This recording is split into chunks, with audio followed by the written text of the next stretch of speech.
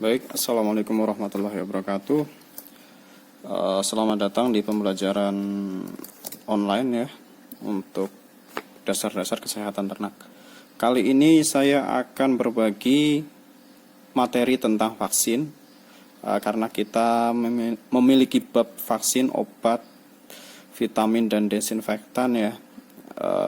Kali ini saya akan berbagi tentang vaksin, mungkin selanjutnya tentang obat, vitamin dan desinfektan. Ini adalah materi yang saya rangkum dan kemungkinan besar inilah yang akan kita keluarkan sebagai ujian untuk kalian semua. Baik, kita mulai dari istilah yang harus kita ketahui dari vaksinasi ini. Yang pertama adalah vaksin ya. Vaksinasi adalah prosesnya, oke. Pertama adalah imun, yaitu kebal. Ini beberapa saya ambil dari KBBI, yaitu Kamus Besar Bahasa Indonesia. Ini virulens, itu bersifat racun, artinya seperti itu gitu. Virulensi adalah kemampuan mikroorganisme untuk menimbulkan penyakit.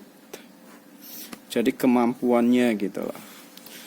Jadi nanti saya akan membahas tentang virulensi juga menggunakan kata-kata itu gitu lah. Oke, selanjutnya adalah antigen, zat yang dapat merangsang pembentukan antibodi. Oke. Jadi vaksin termasuk antigen.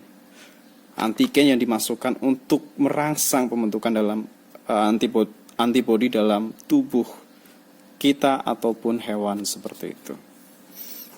Antigen, antibodi gitu loh, untuk membentuk antibodi. Imunogenik itu menghasilkan respons kekebalan tubuh. Jadi indikator vaksin yang berhasil adalah imunogenik, yaitu menghasilkan respons kekebalan tubuh. Selanjutnya adalah tentang kekebalan ya. Sebelum kita masuk ke vaksin, ini kita harus tahu kekebalan. Sesungguhnya sebenarnya kita itu sudah punya kekebalan yang diturunkan oleh orang tua kita atau induk dari hewan kepada anaknya, yang kita namakan dengan istilah maternal antibody. Ini pasti kita memilikinya, tapi terbatas. Berapa lamanya? Hanya 2 minggu saja. Artinya cepat kita, dan membutuhkan vaksin dari luar gitu loh. Tidak dari maternal atau dari induknya saja gitu.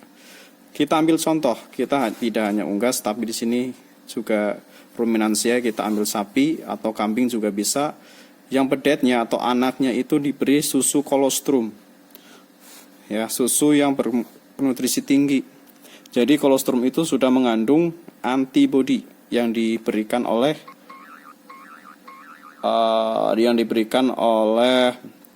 induknya seperti itu. Jadi kolostrum diberikan kepada anaknya. Bayi juga seperti itu, kita juga mungkin saat kecil seperti itu ya. Kemudian kita ke vaksin ya. Pengertian dari vaksin pernah saya sampaikan, yaitu virus yang dilemahkan atau dimatikan atau dikombinasikan untuk merangsang pembentukan kekebalan terhadap penyakit tertentu. Ingat, penyakit tertentu. Artinya apa? Spesifik. Satu vaksin ND hanya bisa untuk membentuk antibodi ND. IBD atau Gumboro hanya untuk Gumboro dan sebagainya. Oke, ini tadi ada kata dilemahkan, dimatikan, dan dikombinasikan. Yang dilemahkan, dimatikan, dikombinasikan itu apanya sih? Itu adalah virulensinya. Atau apa? Tadi kita sudah belajar, yaitu kemampuan mikroorganisme menimbulkan penyakitnya. Jadi kemampuan dia gitu. Kemampuan si virus ini sudah dilemahkan, sudah dimatikan, dan dikombinasikan. Oke, kalau dilemahkan itu akan menghasilkan vaksin yang aktif atau live sebutannya, dan bentuknya padat. Kalau dimatikan itu inaktif atau kita sebut dengan killed, dan bentuknya adalah cair. Dan kombinasi ini adalah kombinasi dari keduanya. Jadi ada yang dilemahkan, ada yang dimatikan. Dari dua penyakit, misalkan NDIBD atau NDAI, bisa kita sebut seperti itu. Biasanya dalam bentuk satu vaksin seperti itu. Tapi sebenarnya di sana sudah ada pemisahan di gennya, tapi kita tidak akan membahas sampai situ gitu. Kita cukup tahu saja bahwa ini ada yang dilemahkan, ada yang dimatikan. Kalau yang dilemahkan itu aktif atau live atau padat bentuknya.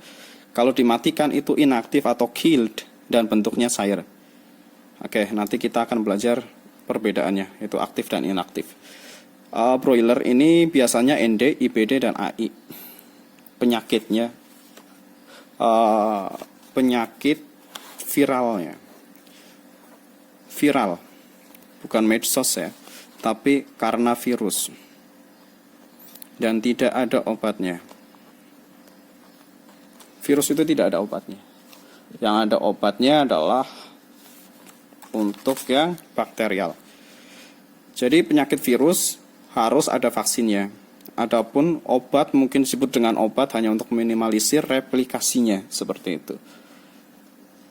Replikasi itu supaya yang lain tidak tertular lagi gitu loh, atau tidak semakin parah gitu loh. Yang sudah terkena ya sudah gitu, tidak bisa disembuhkan gitu. Oke, jadi untuk petelur ini ND, IBD, IB, Coryza, cacar tentu lebih banyak karena siklus hidupnya lebih panjang.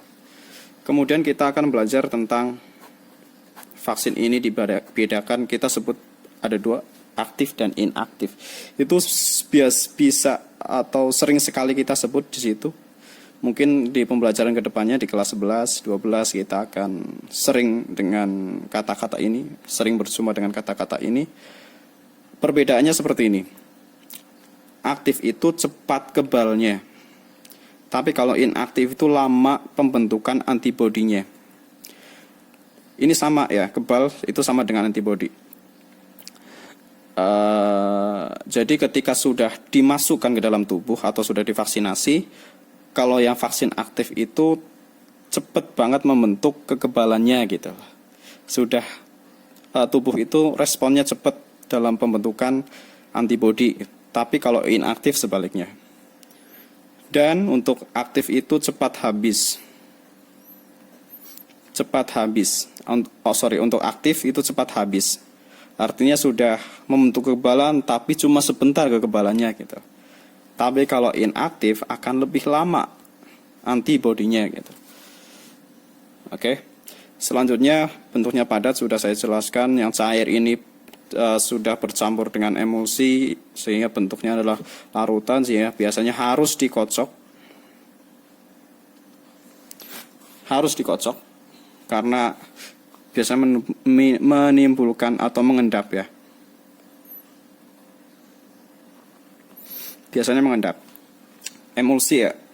Emulsi karena mengandung lemak, ini lemak, karena tidak pas. Ini mengandung lemak, jadi dia harus dikocok karena lemak akan berada di atas dari air seperti itu. Sedangkan karena aktif ini bentuknya padat, maka membutuhkan larutan dapar. Ini bisa dengan larutan yang biru itu dapar ya, bisa dengan apa? Susu skim dan apa lagi ya? Aquades, pokoknya yang netral. Dia Aquades. Dan ini ketika dibuka tidak boleh langsung kena udara, tapi harus langsung ke cairannya. Artinya kalau mau dibuka ampulnya atau wadah vaksinnya itu harus langsung di dalam cairan dapar atau larutan dapar gitu ya. Kalau mau dibuka, tapi kalau tidak mau dibuka atau langsung disuntikan ke dalam larutannya langsung disuntikan ke bagian padatnya atau wadah vaksinnya atau ampul vaksinnya, itu tidak masalah karena tidak langsung kena udara bebas. Oke. Kita akan selesai teman-teman.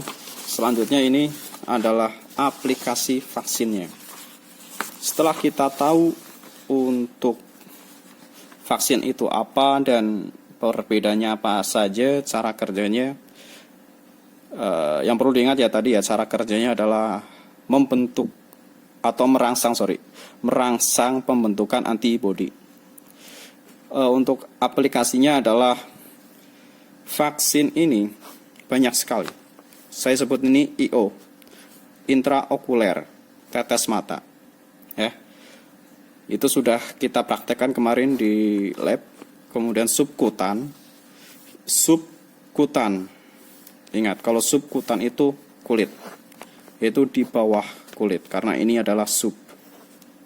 Oke, sub ini adalah di bawah, kutan itu kulit, gitu aja. Biar mudah ya. Kemudian intramuskular.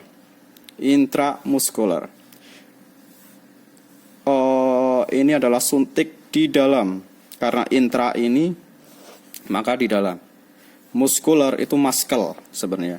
Yaitu daging. Otot gitu ya. Intra ini berarti di dalam lagi ya, yaitu di dalam vena. Intravena gitu. Kemudian wing web ini. Ini saya terjemahkan sendiri untuk yang wing web, tusuk kulit sayap. Sebenarnya lebih gampangnya kita praktek langsung, tapi kalau boleh saya menggambarkan ya, untuk wing web itu seperti ini. Ini adalah sayap ya. Kemudian di sini ada kulit di sini. Nah, disinilah yang ditusuk. Pakai jarum, bentuknya biasanya jarum gitu. Jadi udah ditusuk, sudah gitu. Itu vaksinnya kayak gitu.